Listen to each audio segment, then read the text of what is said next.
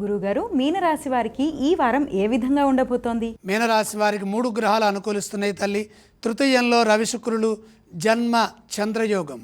ఉద్యోగ ఫలితాలు సూర్యనారాయణమూర్తి అనుగ్రహం వల్ల బ్రహ్మాండంగా ఉంటాయి. అధికార పదవీ లాభాలు మీరు చేసే కృషిపైన ఆధారపడి అవి సంప్రాప్తమవుతాయి.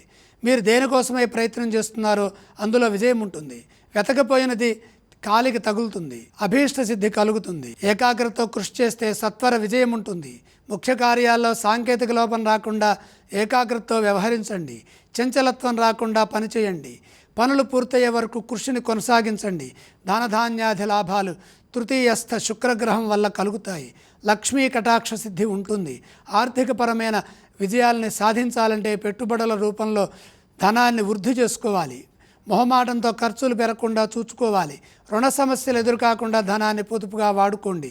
వ్యాపారంలో ఇబ్బందులు గోచరిస్తున్నాయి. ప్రతి అడుగు జాగ్రత్తగా వేయండి. ఇతరులపై ఆధారపడకుండా స్వయం కృషితో నిర్ణయాలు తీసుకుని వ్యాపారంలో వృద్ధిని సాధించండి. మిత్రుల సహాయ సహకారాలు లభిస్తాయి. గతంలో కోల్పోయినవి తిరిగి లభిస్తాయి. సంబంధ బాంధవ్యాలు బలపడతాయి. ప్రశాంత జీవనం వారం మధ్య నుండి కొనసాగుతుంది.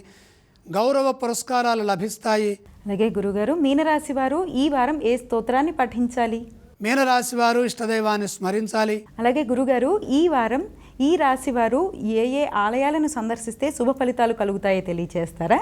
ద్వితీయంలో కుజుడున్నాడు. సౌమ్య సంభాషణకై కుజగ్రహాన్ని దర్శించండి. గురుగారు, మీనరాశి వారు ఏవేవి దానం చేయాలి? కందులు దానం చేయండి.